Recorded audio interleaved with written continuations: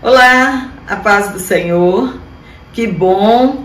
Hoje estamos na lição de número 5 e para mim é uma satisfação muito grande estar aqui com cada um de vocês, cada irmão, cada irmã.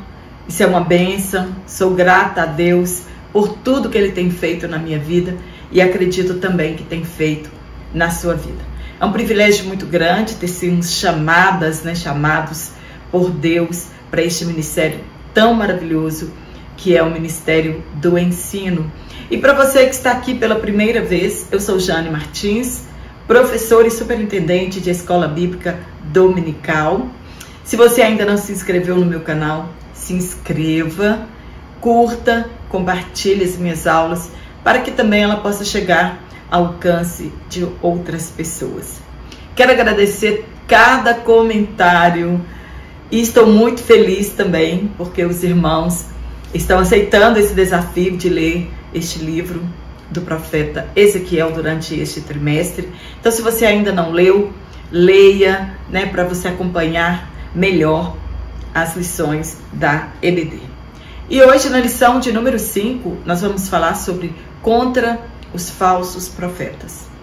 O texto de apoio para nós estudarmos essa lição está no capítulo 13, do versículo 1 a 10, e nós vamos falar bastante. Nós falamos na aula passada do capítulo 8 ao capítulo 11, aprendemos coisas maravilhosas para o nosso crescimento espiritual, para o nosso elevo espiritual, para a nossa edificação. Confesso que estou amando esse trimestre.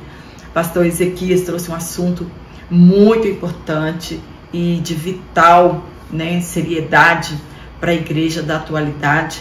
Espero que você também esteja aprendendo bastante sobre a palavra de Deus.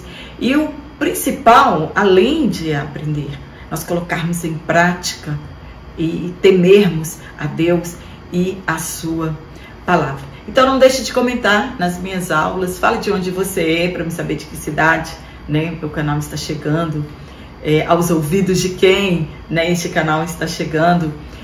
Se você gostou, como foi a sua aula de número 4, já recebi alguns feedback, e os irmãos falaram que a aula foi maravilhosa, foi uma bênção, que a presença de Deus foi real no meio da sua igreja. E eu confesso também que tivemos uma aula maravilhosa. Então, tratamos na aula passada a respeito do capítulo 8 ao 11 sobre as visões, que Ezequiel foi levado em espírito ao templo e Deus mostrou para ele as abominações que estavam acontecendo ali em tempo real. Falamos que a glória de Deus ela foi embora do templo e depois disso houve a destruição da cidade e também do templo, e que hoje nós somos selados com o Espírito Santo e que a presença de Deus está em nosso meio por intermédio do Espírito Santo. Falamos sobre tudo isso na lição passada, estamos fazendo só uma recapitulada para adentrarmos na nossa lição. Então ele foi levado em espírito, Ezequiel foi levado em espírito ali ao templo, presenciou todas as abominações feitas pelos líderes e também algumas mulheres no templo. Ele presenciou a morte de Pelatias, filho de Benaia, e por fim ele também presenciou a retirada da glória de Deus. Eu só quero abrir um parêntese aqui nessa retirada da glória de Deus. Enquanto a glória de Deus estivesse presente naquele templo, a cidade não seria destruída, o templo não seria destruído. E também a nossa esperança é essa, que enquanto o Espírito Santo de Deus estiver aqui, enquanto a igreja de Cristo estiver aqui, nós sabemos que o iníquo não se revelará, somente depois que a igreja partir daqui. Então, a retirada da glória, o último lugar que Ezequiel viu a glória de Deus foi no Monte das Oliveiras, e terminando com a promessa de Deus de que um dia essa glória retornaria àquele lugar. Eles tiveram essa mensagem como se ela fosse escatológica, mas nós aprendemos na aula passada que Jesus veio e trouxe a presença de Deus e a glória de Deus aqui para a terra. Deus também faz uma promessa futura que os traria de volta e daria a eles um novo coração. Tiraria aquele coração de pedra e daria para eles um coração de carne, colocaria um novo espírito dentro deles, mas eles precisariam passar pelo cativeiro. E por fim, né, ele viu a glória de Deus no último lugar, que foi no Monte das Oliveiras, e retornou novamente à sua casa. No capítulo 12, Deus tornou a trazer a rebeldia daquela nação. Então ele convoca o profeta Ezequiel para mais um sermão prático, né? Vou transformar em sermão prático.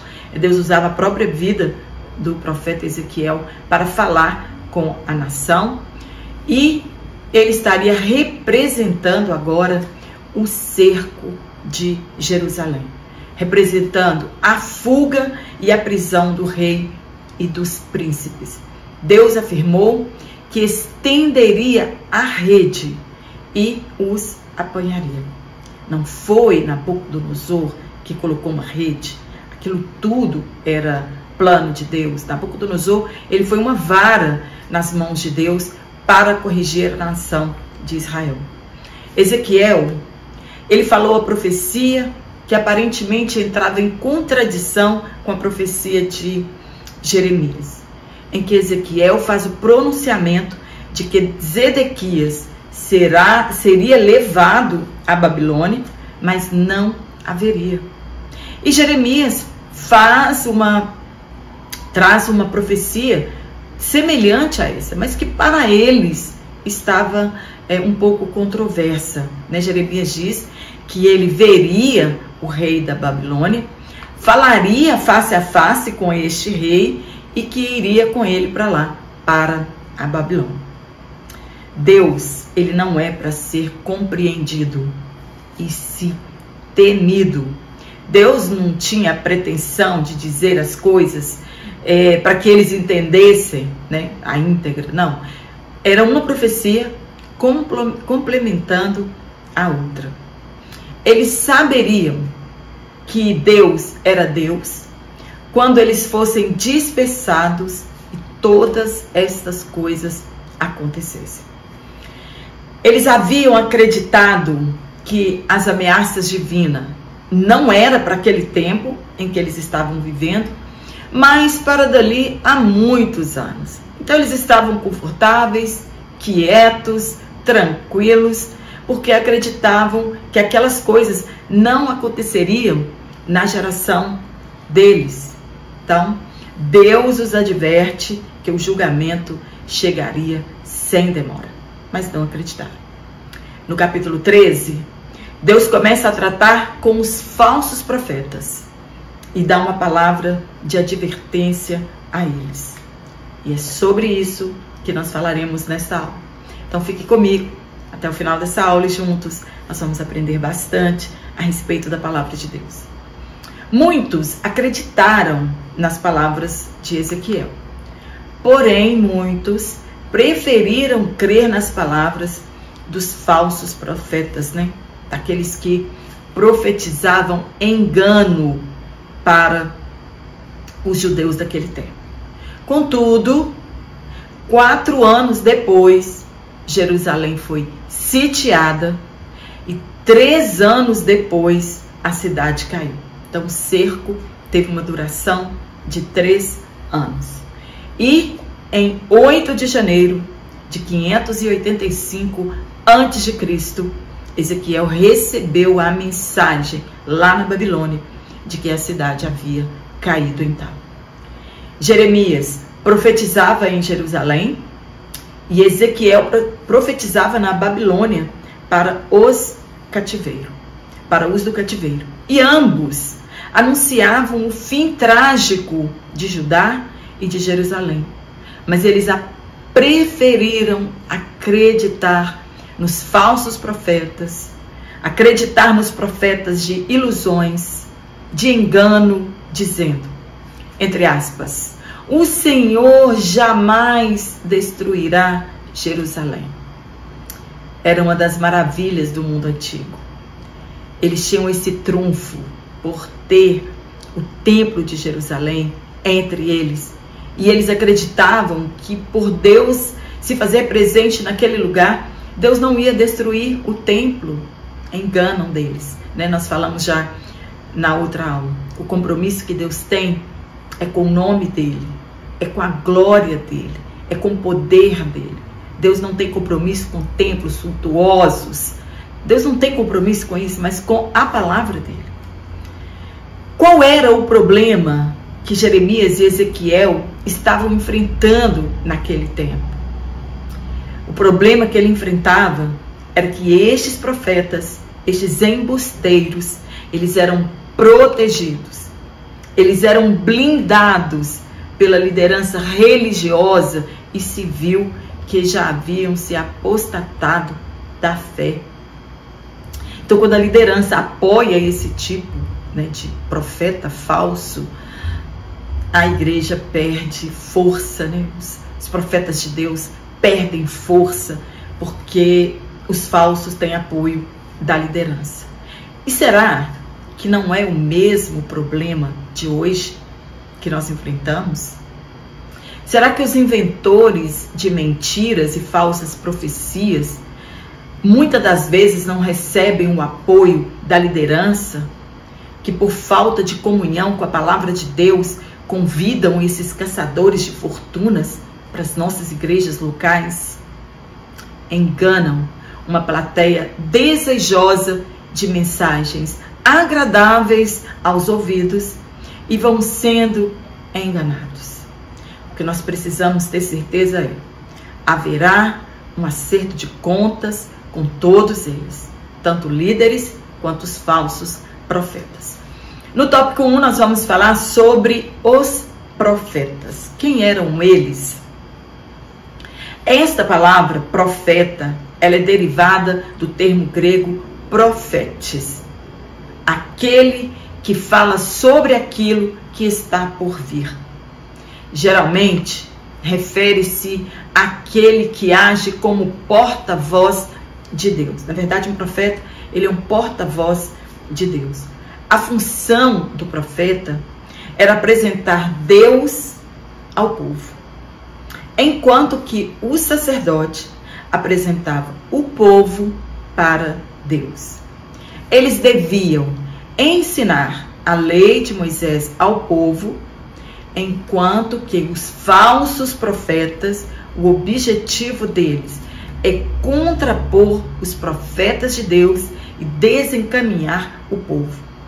Assim como os profetas de Deus são orientados pelo Espírito Santo, os falsos profetas, eles são guiados pelo mal e pela carnalidade. Ponto 1. O termo profeta. Esta palavra, ela é derivada do grego profetes. Pro, antes, e fer, falar, né? Então, falar antes, né? No Antigo Testamento são encontradas diversas palavras cujo significado preciso deve ser determinado mais pelo uso do que pela etimologia. Então nós encontramos em vários textos bíblicos outras palavras que também têm um sentido de ser profetas. Entre elas está Nabi. Em Deuteronômio, Deus afirma que o profeta, o Nabi, declarará tudo que ele ordenar. E em outros textos, ele aparece com o mesmo significado. Para entendermos melhor o sentido da palavra, foi tomada, né, como modelo a passagem em que Deus estabelece Arão como porta-voz de Moisés, visto que Moisés não tinha essa desenvoltura para falar. Então, ele representaria Deus para Faraó e Arão seria o porta-voz dele para transmitir a mensagem de Deus a Faraó. As três principais palavras para profeta no hebraico são Navi, Roé e Rosé. Praticamente essas palavras são sinônimas. Então, em alguns textos nós vamos encontrar Roé, em outros Nabi e em outros Rosete. Mas todos significam profetas de Deus. Também é usado o termo vidente. Olha, não importa o termo, o sentido é o mesmo. Era aquele em cuja boca Deus havia colocado a sua palavra e que transmitiria essas palavras ao povo. Não importa se falou muito, se falou pouco, se falou mais de uma vez, o importante é que esse profeta falasse exatamente aquilo que Deus tinha colocado em sua boca. No ponto 2, outros termos para designar profetas, os profetas.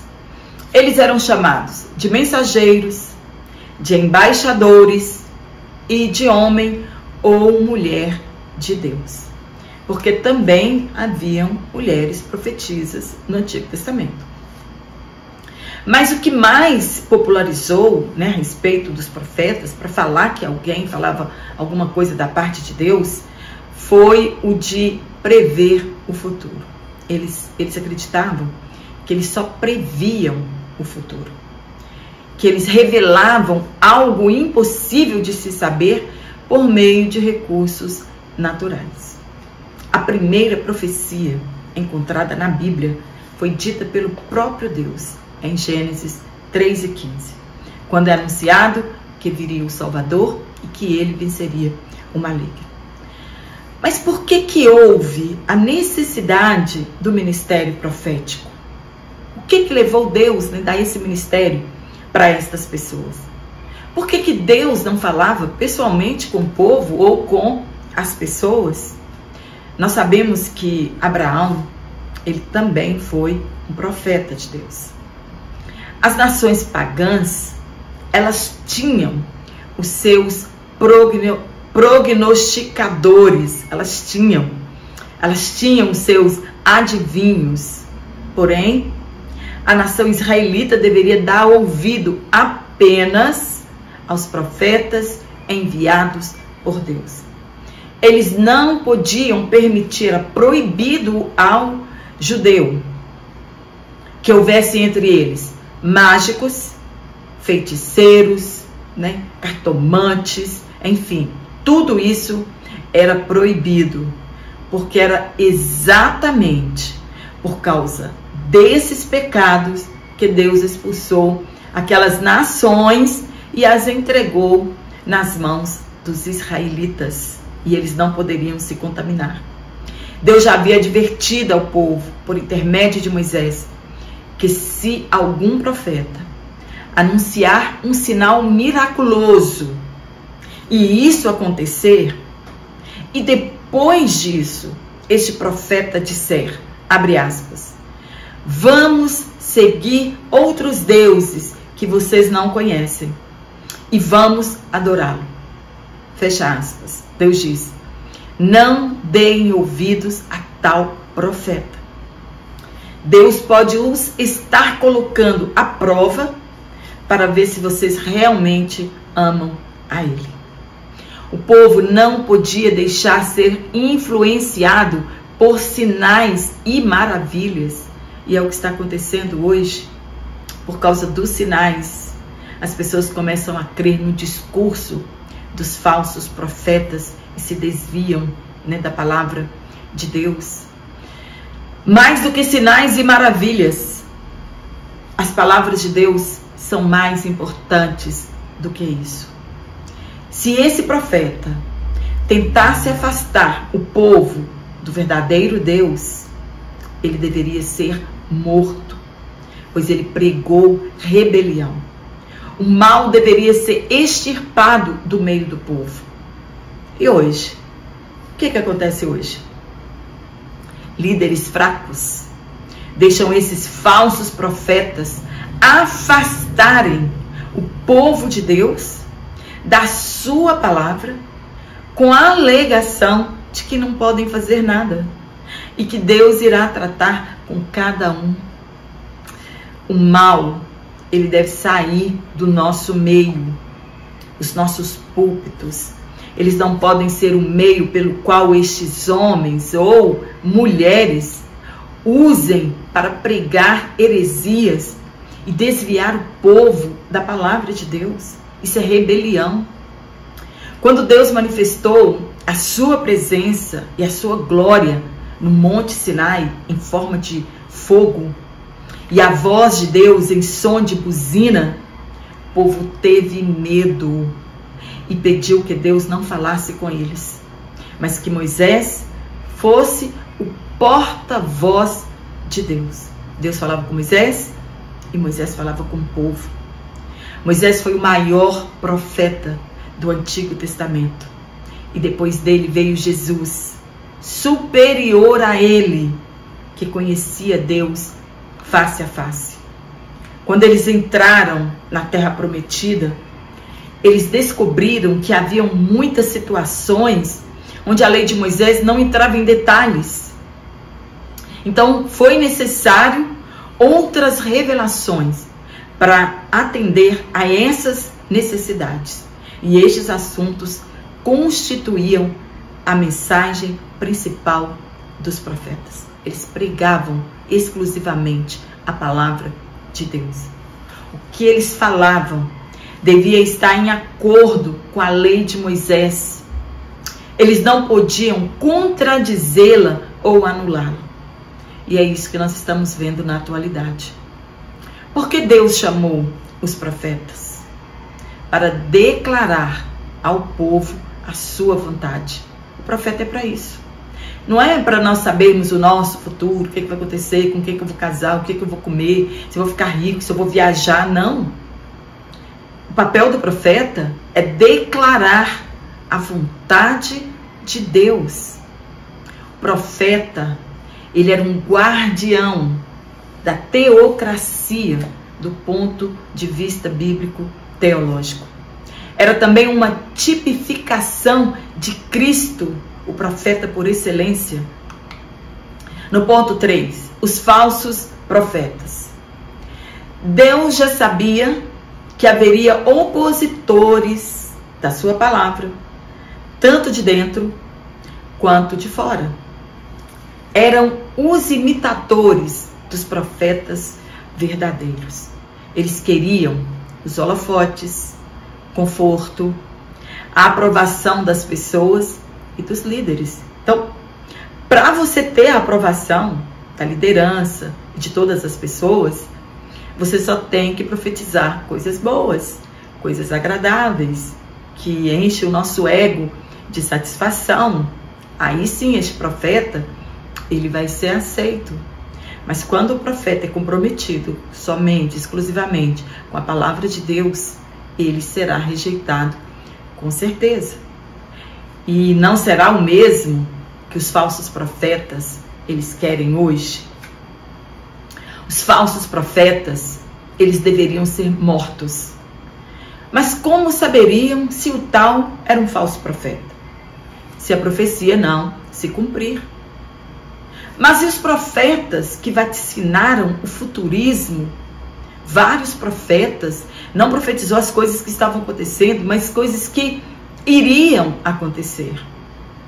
Por isso, muitos deixaram de crer e preferiram crer nas profecias de paz, de prosperidade e sucesso da nação.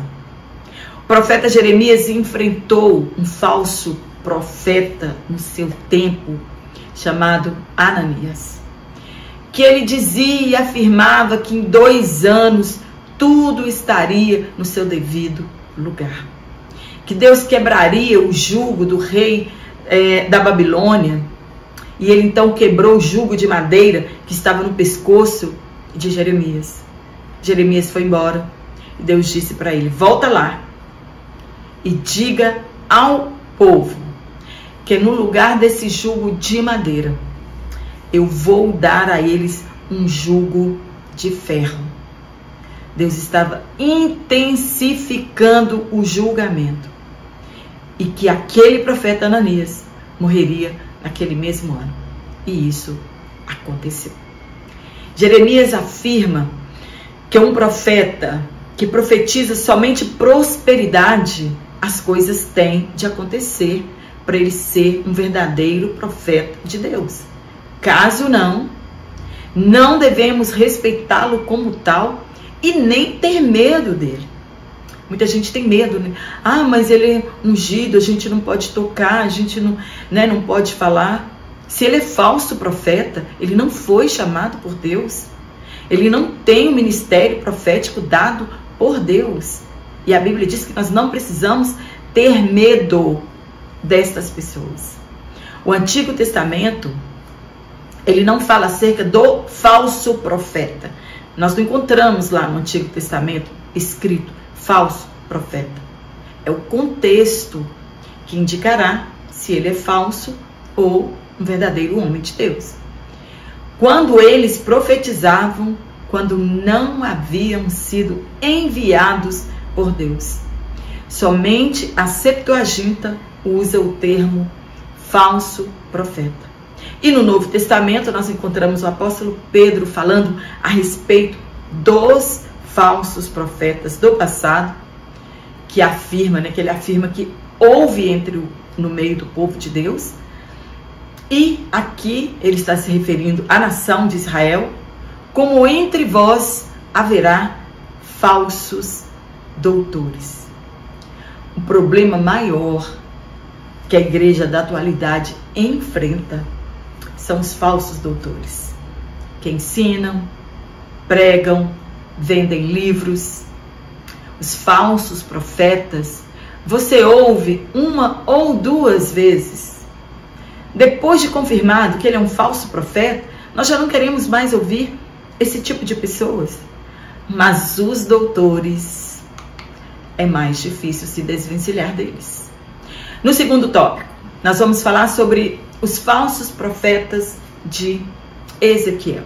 Lembrando, se você quiser adquirir este comentário em PDF único, eu vou deixar aqui o link do WhatsApp na descrição dessa aula, e você entra em contato diretamente comigo e você vai ver como se faz para adquirir ou PDF trimestral ou então PDF de uma única aula. Mas se você não quiser o PDF, a aula é exatamente essa que eu estou lecionando aqui. No ponto 1, os dois lados. Sempre haverá os dois lados. A Bíblia toda nos ensina isso. Dois caminhos. Bom professor, um péssimo professor, um bom pastor, um péssimo pastor, um bom filho, um filho péssimo, o bem e o mal, o galardão e o castigo, a vida e a morte, o céu e o inferno. Sempre tem dois lados. Então tem o profeta de Deus e o falso profeta. O profeta verdadeiro é aquele que tem compromisso exclusivamente com a palavra de Deus. Ele não se importa com os presentes, com os cachês, se ele será aceito ou não. Ele tem compromisso com a palavra. O que importa realmente ao profeta de Deus é falar aquilo que Deus o mandou falar. No ponto 2, apresentação.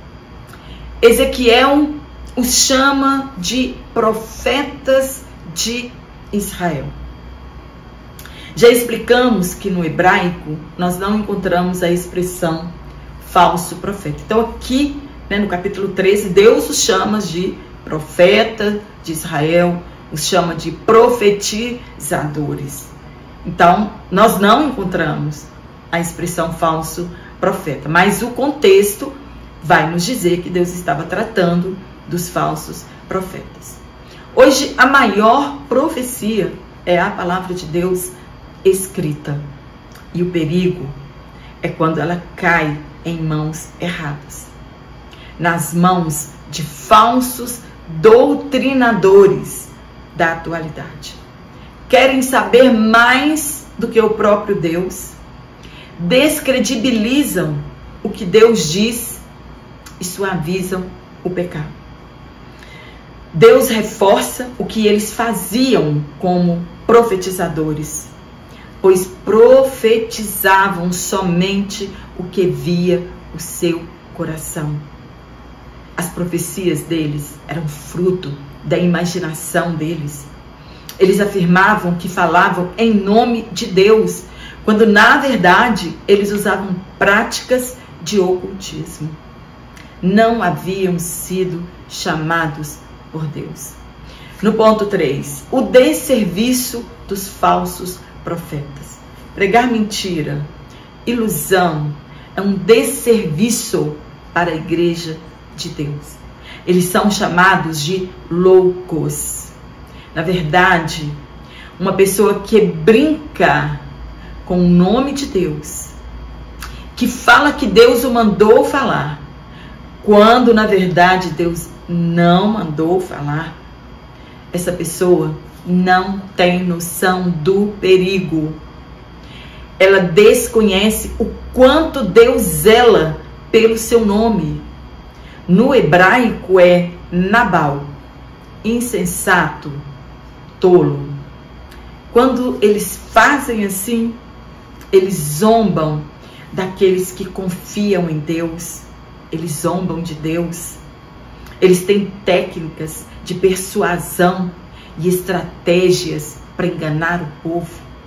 E a inspiração que eles dizem ter era mentira, era induzida por eles mesmos. E hoje acontece a mesma coisa, né? Eles dizem que estão vendo, que Deus está falando, que vai acontecer, fruto da imaginação destes caloteiros. E eles são loucos de brincarem com Deus e com a palavra de Deus. No ponto 4, as raposas do deserto. Ezequiel os comparou, né? Deus, né? Está escrito no livro de Ezequiel, que Deus os comparou como aos carniceiros, as raposas do deserto, visto que elas viviam como carniceiras no meio dos escombros desertos da terra. Preocupavam-se apenas consigo mesmo, não faziam nada para melhorar a situação do povo, e eles viviam à custa do medo do povo. Hoje não é diferente. Eles sabem o desejo que as pessoas têm de ficarem ricos, viajar pelo mundo pregando o evangelho, o desejo que as pessoas têm de serem curados, o desejo que as pessoas têm de ter um ministério de sucesso, de ter uma família perfeita, e por isso são presas fáceis desses falsos profetas e desses doutores. Isso é chamado de oportunismo religioso, vitimando o povo ignorante e fraco, que também querem tirar proveito pessoal e obter resposta rápida da parte de Deus. Tem alguns que chegam em nossas igrejas de conta 7 dias, conta 10, conta 30 dias. Tem pessoas que estão contando anos e nada chegou. Essa linguagem é uma demonstração do caráter destrutivo e perigoso que eles representam a nação e a igreja de Cristo. Por isso que eles foram chamados de raposas do deserto. É para dizer o quanto eles são perigosos para a igreja de Cristo. E Paulo, ele tinha essa mesma visão do perigo que rondava a igreja. Ele tinha medo que eles fossem enganados, assim como Eva foi enganada pela serpente. Eles pregam um Jesus que não é este da Bíblia. Você pode ser quem você quiser ser e fazer o que você quiser fazer, que ainda tem céu para você.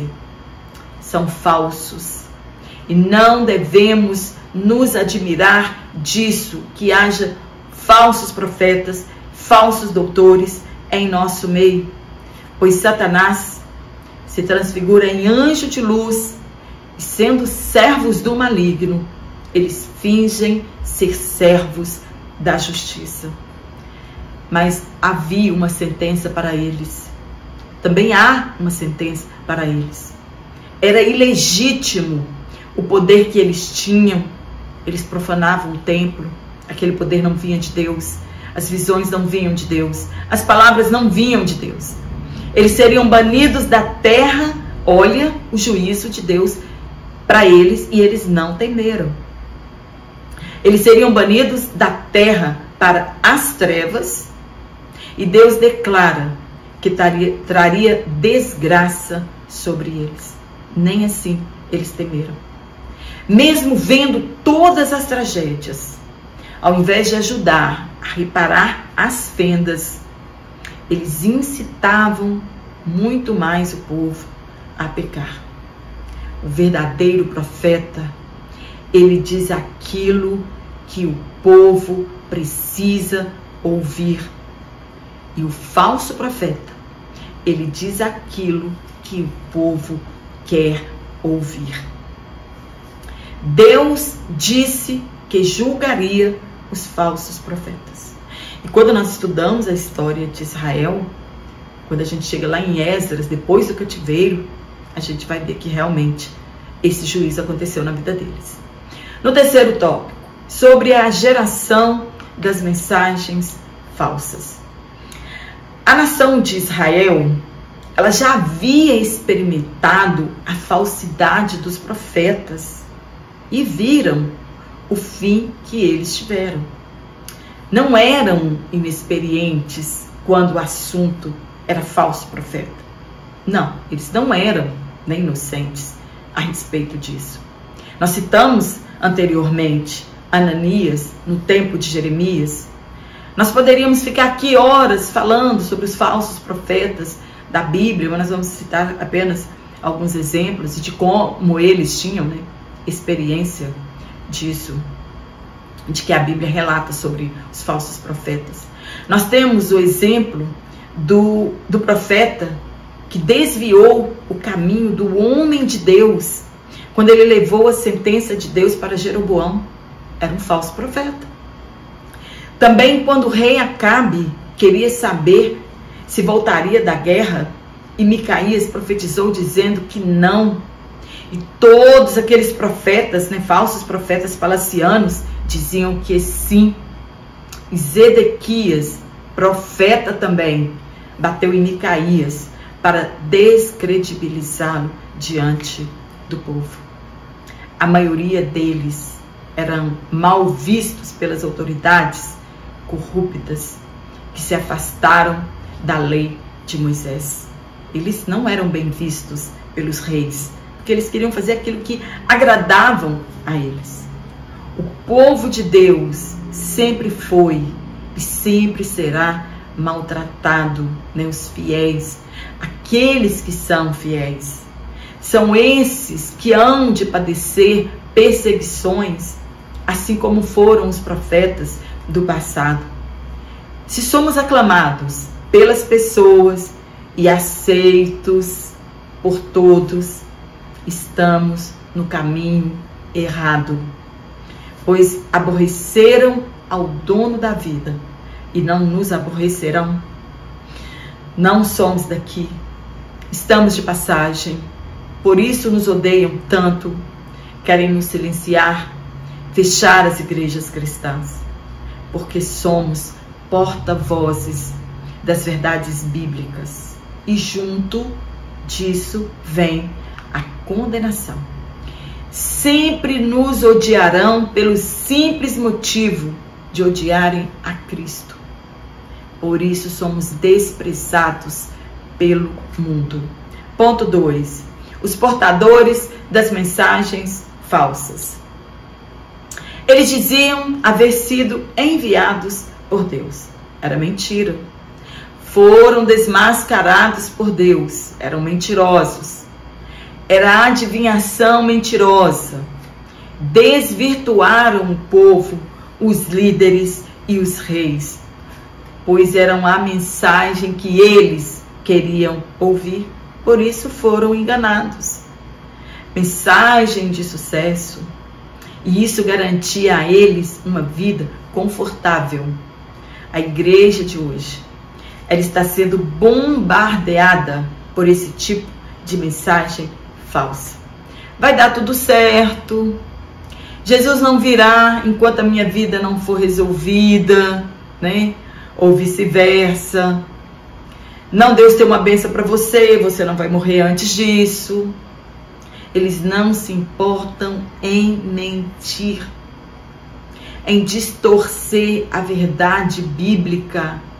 Eles não se importam com a vida espiritual das pessoas, eles não se importam com o destino das nossas almas, eles não se importam com o próximo. Eles são egoístas, avarentos e amantes de si mesmo. Arquitetam as suas mentiras, são desonestos com eles mesmos e com o próximo. Como pode alguém dizer que conhece a Deus e não obedecer a sua palavra? A verdade não está nele. Uma pessoa que diz que conhece a Deus, não ama seu próximo. Um falso profeta, ele não ama o seu próximo. Então a verdade de Deus não está nele. Então como que uma pessoa pode dizer que ama a Deus e não se importa em enganar a um irmão? Definitivamente ele não ama Deus. No ponto 3, a ira de Deus contra os profetas. Nós já tratamos no início da aula que desde Moisés há uma sentença para os falsos profetas e também os falsos doutores. Falamos o que Deus disse a Jeremias que faria com eles. Mas por que eles não têm medo da justiça divina? O que faz com que essas pessoas percam o temor de Deus e da ira divina? Porque eles acreditam que não sofrerão a pena e serão perdoados por Deus. Ou mesmo seus corações já estão endurecidos pelo pecado. Devemos ter temor ao dizer, entre aspas, assim diz o Senhor, ou veio a mim a palavra do Senhor, ou Deus me mandou dizer. Devemos ter temor a usar essas frases. Eles tinham um privilégio muito grande entre os reis e as pessoas. Na época, eles eram funcionários públicos, né? Eles trabalhavam para os reis e tinham os seus salários. E eles perderiam esse cargo. Esse era o juízo de Deus. Eles perderiam este cargo. Eles não estariam inscritos nos registros da nação. E eles não entrariam na terra de Israel. Mesmo assim, diante de todo esse juízo, eles não se importaram. Devemos buscar discernimento espiritual, porque eles ainda estão no nosso meio, eles estão em nossos púlpitos. É um privilégio ser chamado por Deus, mas é muito sério. Isso exige de cada um de nós responsabilidade. Falar o que Deus não nos mandou é muito perigoso. Se você não tem nada para falar, não invente. É melhor ficar calado. É melhor agradar a Deus do que agradar ao mundo. Amém? Espero ter te ajudado com este comentário. Que você tenha uma excelente aula. Quero mandar um abraço para você que está aqui semanalmente, que tem me dado dicas, que curte as minhas aulas, que compartilha, que comenta aqui também no meu canal. Deus te abençoe grandemente. Eu também quero mandar um abraço para aquelas pessoas que me pediram, né? Irmã Jane, manda um abraço para mim lá. Então tá aqui o abraço. A nossa irmã Geraldina Siqueira, em Feira de Santana, na Bahia. Jeane, em Monção. A nossa querida irmã Sandra Souza, em Tabira, Minas Gerais. Um abraço, Sandra. Elizabeth Doenha, em Porto Velho, Rondônia. E também para a nossa irmã Edilene Gonçalves. Um forte abraço a todos vocês. E eu te espero aqui na nossa próxima aula, se Deus assim nos permitir então.